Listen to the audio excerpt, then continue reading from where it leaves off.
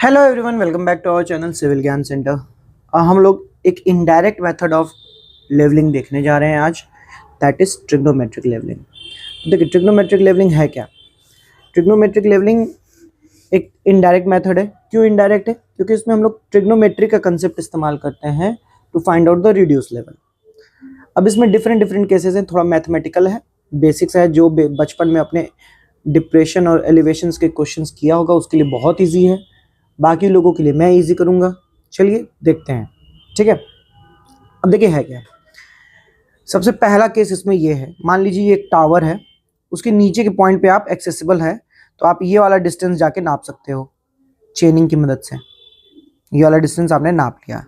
For example आप उसका cube का नीचे वाला एकदम पॉइंट जो है वो एक्सेसिबल है, आपने विथ हेल्प ऑफ चेनिंग जाके डिस्टेंस नाप लिया, या कोई भी मेथड से आपने वहां तक की डिस्टेंस नाप ली, हॉरिजॉन्टल डिस्टेंस नाप ली।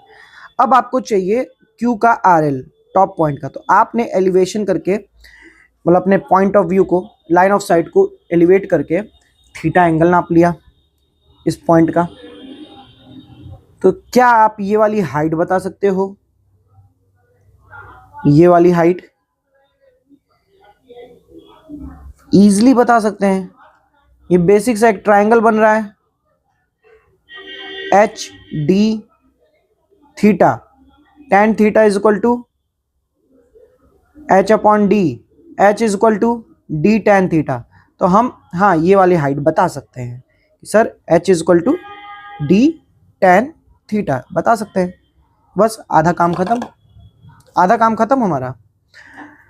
हमने पी पॉइंट पे जब इंस्ट्रूमेंट सेटअप किया तो बेंचमार्क की मदद से उसका हाइट ऑफ इंस्ट्रूमेंट निकाले होंगे। ये हमारी बैक साइड है, बेंचमार्क पे बैक साइड लिए, बेंचमार्क पे बैक साइड लिए, ये हमारी हाइट ऑफ इंस्ट्रूमेंट पता है।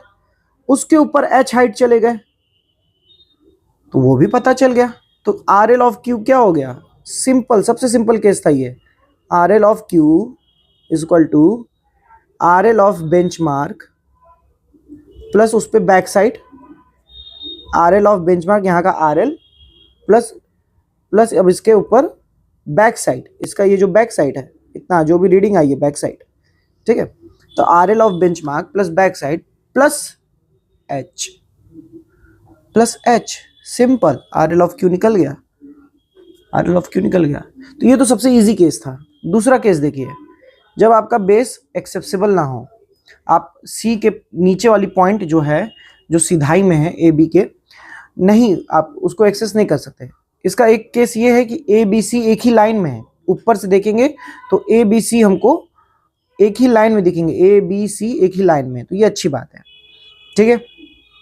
तो इसमें करेंगे क्या, आप ए और बी पॉइंट पे आपने यहाँ पे एक एंगल नापा, angle of elevation theta B, यहाँ पे नापा angle of elevation theta A. अब थोड़ा खुद से लॉजिक लगाइएगा और सोचिएगा कि थीटा ए बड़ा है कि थीटा बी बड़ा है। पॉज करिए, सोचिए, मैं आपको अभी बताता हूं, ठीक है। थीटा ए और थीटा बी में कौन बड़ा होगा? खुद थोड़ा सा लॉजिक लगा के सोचिए, मैं अब बता रहा हूं। आप लोग जाते हैं थिएटर में मूवी देखने, तो किस व्यक्ति को ज्यादा गर्दन टिल्ट करनी पड़ती है, जो आगे बैठा होता है या जो पीछे बैठा होता है? किस व्यक्ति को ज्यादा ऊपर गर्दन मुड़नी पड़ती है, जो आगे बैठा होता है या जो पीछे बैठा होता है? जाहिर सी बात है, जो आगे बैठा होता है उसको ज्यादा गर्दन ऊपर की ओर घुमानी पड़ती है। तो जो आगे होगा उसका एंगल ज्यादा होगा। जनरल सी बात है, ये याद रखिएगा। अगर आपको डायग्राम में बना के दिया है तब तो वेल एंड गुड है, नहीं बना के दिया तो मान के चलिएगा जो नियर है उसकी एंगल बड़ी होगी, थीटा बी बड़ा होगा, ठीक है। चलिए आगे बढ़ते हैं हम लोग। तो अब इसमें कैलकुलेशन कैसे करेंगे? चलिए इसको अभी हटाते हैं।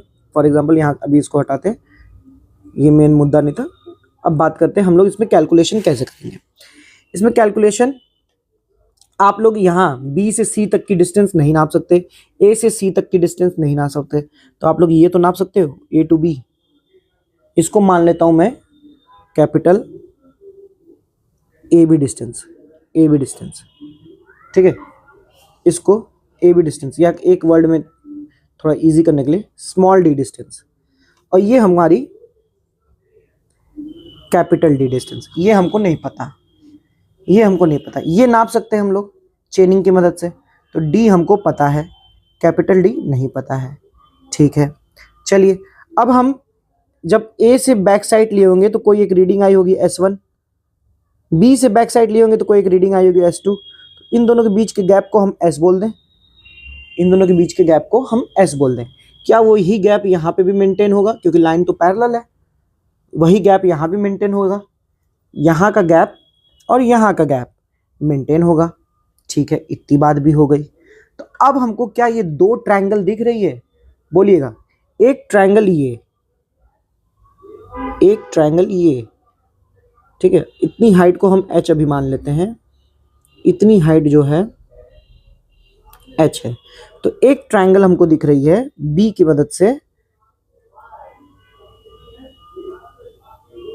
B की मदद से, जिसमें डिस्टेंस D है, ये H है, ये एंगल थीटा B है। ठीक है, दूसरी ट्रायंगल क्या हमको यहां दिख रही है, A से ये क्या दिख रही है, हाँ। तो दूसरी ट्रायंगल भी बना लेते हैं।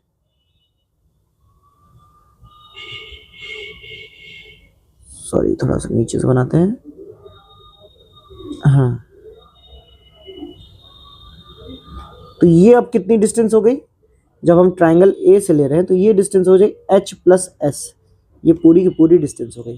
तो यहाँ पे डिस्टेंस हो गई H प्लस S, और ये कितनी हो गई D प्लस स्मॉल d, ये डिस्टेंस हो गई, ये एंगल थीटा A।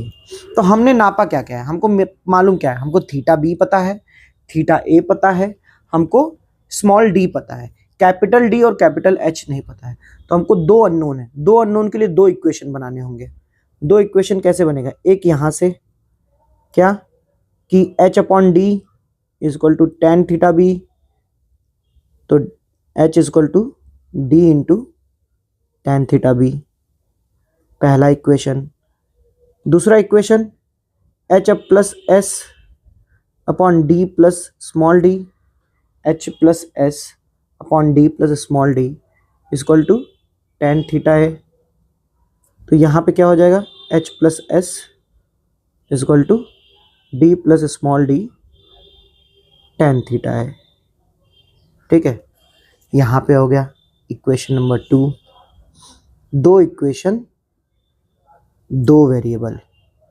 क्या हम सॉल्व कर सकते हैं? जिनको नहीं समझ में आ रहा वो H की जगह डी टेन थीटा B रख दें। इस वाले इक्वेशन में H की जगह डी टेन थीटा B रख दें, D tan theta B plus S plus D plus small d ten theta है। अब इस इक्वेशन में केवल D अननोन है, केवल D अननोन है, केवल D। देखिए S पता है, स्मॉल d पता है, थीटा A पता है, थीटा B पता है, तो हम निकाल लेंगे।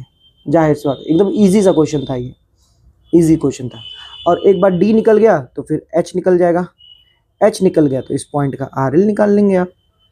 C पॉइंट, ये जो टॉप मोस्ट पॉइंट है, इसका C डैश यहाँ था, तो इसका RL निकाल लेंगे आप। सिंपल क्वेश्चन था, कुछ नहीं करना था। ठीक है, RL क्या होगा, RL एक बार देख लीजिए क्या होगा, RL of benchmark, RL of benchmark plus उसमें जो भी एक वैल्यू मान लीजिए बैक साइड, जहाँ से भी ले रहे हैं बैक साइड, फिर यहाँ लेके आके H।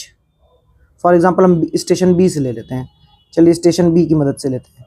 तो बेंचमार्क पे रीडिंग क्या है, S2 है। ठीक है, तो RL ऑफ C क्या हो जाएगा, RL of benchmark plus S2 ये बैक साइड है, बैक साइड है, प्लस ये डिस्टेंस H, सिंपली निकल गया। तीसरा केस थोड़ा कॉम्प्लिकेटेड है, दूसरा केस तो बहुत सिंपल था, आपको तीनों एक लाइन में थी। तीसरा केस थोड़ा कॉम्प्लिकेटेड है। क्या, अब जो A B C हैं वो तीनों लाइन में नहीं है, और आप C पहुंच भी नहीं सकते हो, C एक्सेसिबल भी नहीं है, और आप A B C लाइन में भी नहीं है। अब क्या हो, दिक्कत होगा।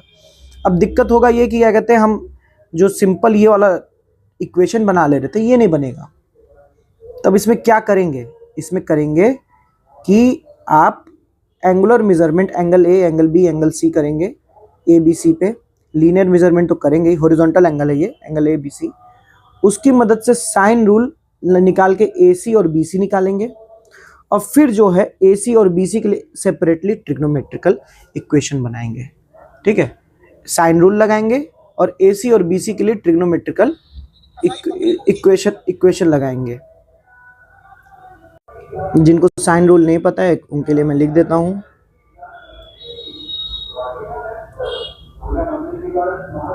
साइन रूल जैसे फॉर एग्जांपल ये एंगल C था, इसके अपोजिट स्मॉल c साइड, एंगल A के opposite small a, angle B के अपोजिट स्मॉल b। तो साइन रूल होता है sine A upon A, sine B upon B, sine C upon C। तो ऐसे करके आप लोग डिस्टेंस निकाल सकते हैं। तो होप करता हूं आपको समझ में आया हो। इसमें एक चीज और बची है, वो देख लीजिए, बहुत इंपॉर्टेंट है। Errors.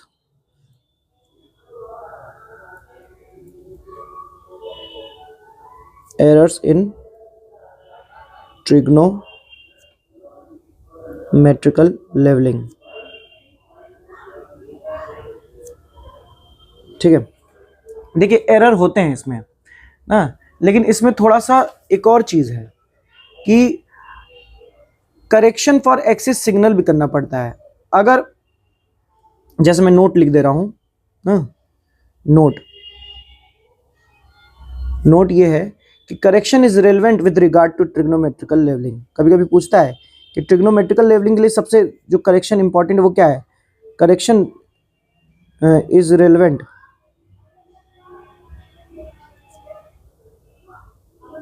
with regard to trigonometrical levelling. कौन सा करेक्शन है, तो ये याद रखिएगा, correction for axis signal. Correction for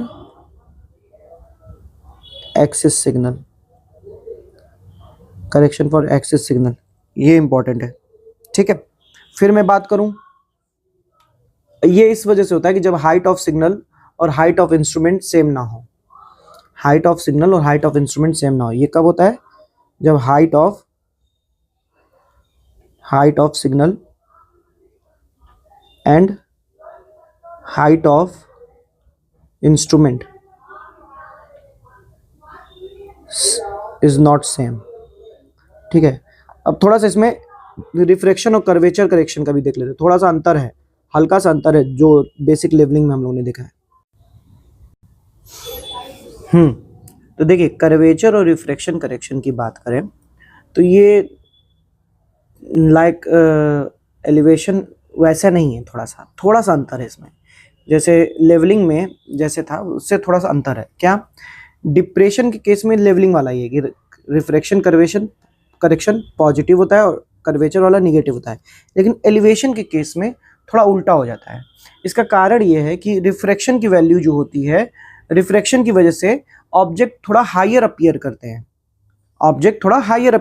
हैं, इस वजह से थोड़ा सा एलिवेशन में ऑलरेडी वो हायर है और हायर अपीयर करने लगेगा, तो इसलिए उसमें निगेटिव करेक्शन लगता है, और कर्वेचर की वजह से पॉजिटिव करेक्शन लगता है। तो ये थोड़ा सा अंतर आ जाता है। इनके मैग्नीट्यूड की बात करें तो मैग्नीट्यूड CR रिफ्रैक्शन का देखिए, CR is equal to m theta होता है, where m is coefficient of refraction, m जो है कोफिशिएंट ऑफ रिफ्रैक्शन है।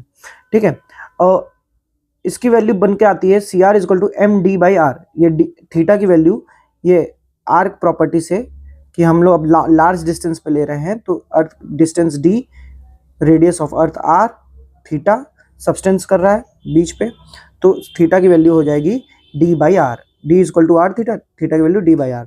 यहाँ से CR की वैल्यू हो जाएगी md/r रेडियंस में, और इसको सेकेंड्स में कन्वर्ट करने के लिए sin 1 सेकेंड से डिवाइड करेंगे। फिर कर्वेचर करेक्शन की बात करें तो वो θ/2 के बराबर होता है, और θ/2 d/2r हो जाएगा, same with this logic arc property से। फिर इसको ये क्योंकि रेडियंस में है तो इसको सेकेंड्स में कन्वर्ट करने के लिए d/2r sin 1 सेकेंड। ठीक है, अब बात करते हैं थोड़ा कंबाइंड करेक्शन की। कंबाइंड करेक्शन की बात करें तो डिप्रेशन में हमारा CR पॉजिटिव था, ये याद रखिएगा कि डिप्रेशन में रिफ्रैक्शन वाला पॉजिटिव था, कर्वेचर वाला नेगेटिव था, तो नेट जो आएगा CR माइनस CC आएगा। तो CR माइनस CC जब हम करेंगे तो 2m - 1/2r sin 1 second d, इन्हीं दोनों को माइनस किया गया है, ठीक है, ये आ जाएगा और ये नेट निगेटिव करेक्शन होगा। और जब बात करें हम एलिवेशन के केस में, एलिवेशन के केस में CC माइनस CR आएगा और CC माइनस CR क्या होगा, नेट पॉजिटिव करेक्शन होगा।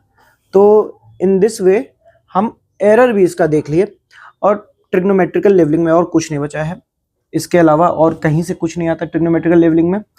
ध्यान रखिएगा कि हल्का सा बस अंतर है एलिवेशन के केस और डिप्रेशन के केस में एरर का, बाकी सेम केस है। फिर आपने ये देख ही लिया करेक्शन फॉर एक्सिस सिग्नल वो कब करते हैं, जब हाइट ऑफ सिग्नल और हाइट ऑफ इंस्ट्रूमेंट सेम ना हो। तो होप करते हैं आपको वीडियो अच्छी लगी हो ना। वीडियो के साथ क्या कहते हैं, आप हमारे चैनल को सब्सक्राइब करिए, वीडियो को लाइक करिए, अपने दोस्तों के साथ शेयर करिए। ऐसे हम सर्वेइंग का मैक्सिमम पोर्शन ख़त्म कर दिए हैं, और भी छोटे मोटे टॉपिक्स बचे उनको हम कवर कर लेंगे, जल्द ही करेंगे और फिर नेक्स्ट सब्जेक्ट पे चलेंगे। तो मिलते हैं आपसे अगले वीडियो में, तब तक के लिए टेक केयर, गुड बाय।